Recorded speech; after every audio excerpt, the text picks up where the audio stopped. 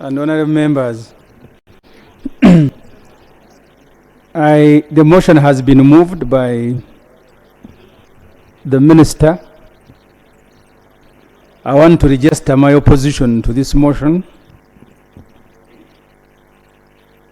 Madam Speaker, let me start with what the Auditor General said.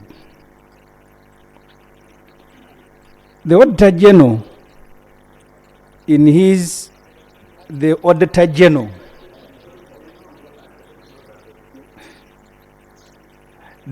General, now maybe the Auditor General, Madam Speaker, and I don't know if government ministers read the rules. The rules don't allow walking as if you are in a kiraro all the time, invading the speaker, because we need the attention of the speaker. Madam Speaker, Honorable Ssemujju, you have my attention, and I can repeat all what you have said. May I do multitasking? Yeah, Madam, I was addressing the ministers because for you are staying. Okay, can you continue with the opposition? But they keep walking there. Madam Speaker, I want to start with the report of the Auditor General. The Auditor General, in his latest report,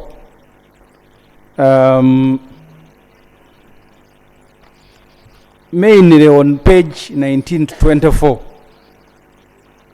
he speaks about supplementary requests, and this is what he said. I want to quote him. Continued approval of supplementary budgets without a corresponding increase in revenue financing could be attributed to fiscal indiscipline, which leads to increased funding gap affecting the area budget objectives. So the Auditor General reports, and I will use the year 2022-2023 because his report is on that year. For example, that in that financial year, with supplementary included, the total budget was 52.5 trillion. That's the total budget that you Parliament approved with the supplementary.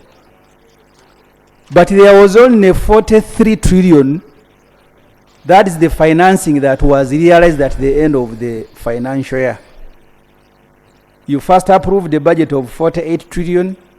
Then you had 4.4 trillion in supplementary, making the total budget 52 trillion.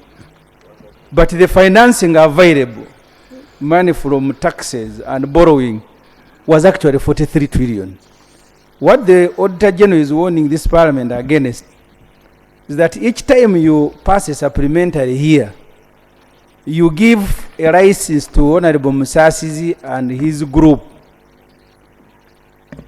to remove money from items you have approved and use it on their new priorities. That's what the Auditor General is saying. That's point number one. So approve this supplementary knowing that the money you approved earlier, first of all, the funding itself will not be realized, because by the end of the third quarter for this financial year, URA had collected just about 20 trillion out of a 29 trillion target. If they work so hard, maybe they will make them 23. So what the Honorable Musasizi will do is to remove money from the area priorities and then fund his new priorities. That's what will happen. So the second point, Madam Speaker, the budgeting through supplementary, which the Auditor General calls fiscal indiscipline. People are running this country like a kiosk.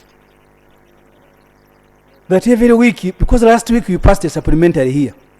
What has happened in the last 10 days that you did not know that there will be a need to construct a stadium? There will be a need to acquire equity in the pipeline? Because you brought a supplementary. Just 10 days ago, we passed it here. Now you come trafficking another one.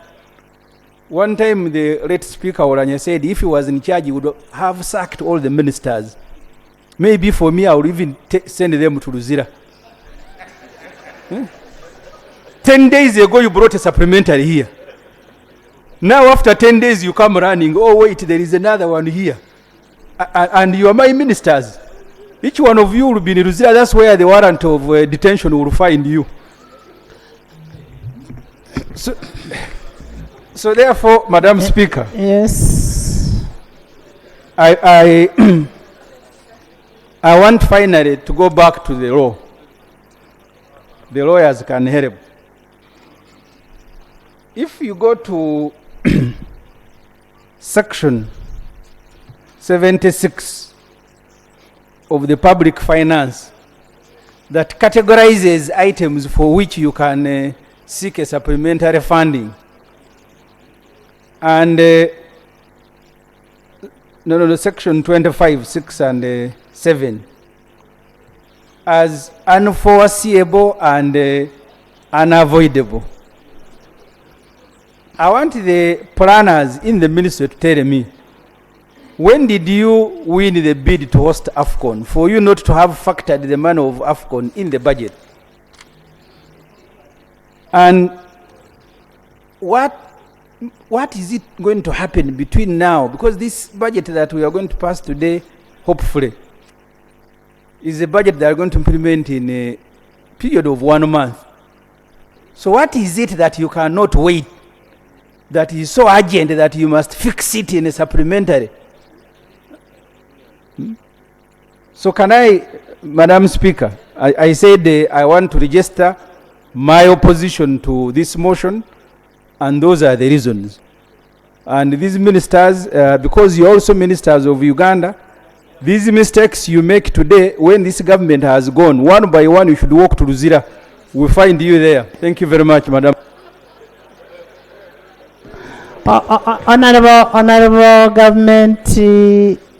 government legal advisor. Thank you very much, Right Honorable Speaker. Right Honorable Speaker, I'll speak to the issue of ECOP.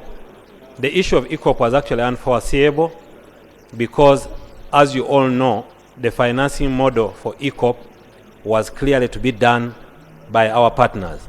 Unfortunately, because of the change in the world order and economic setting, we have been required to put in equity. It was not known to us at the time we passed the past budget. On AFCON, the biggest requirement is actually a complication coming from my office.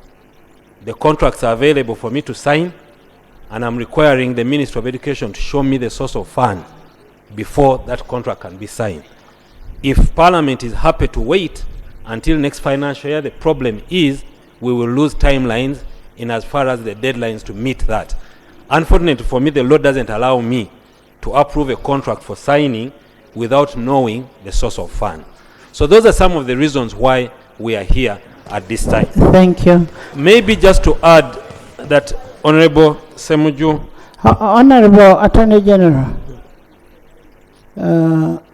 maybe as one of the prerequisites of us hosting AFCON was that we had to win CHAN. We had to win CHAN, which CHAN we just won last Friday. So now that we have CHAN, then we shall have AFCON. Thank you very much, Right Honorable Speaker, for your support and addition.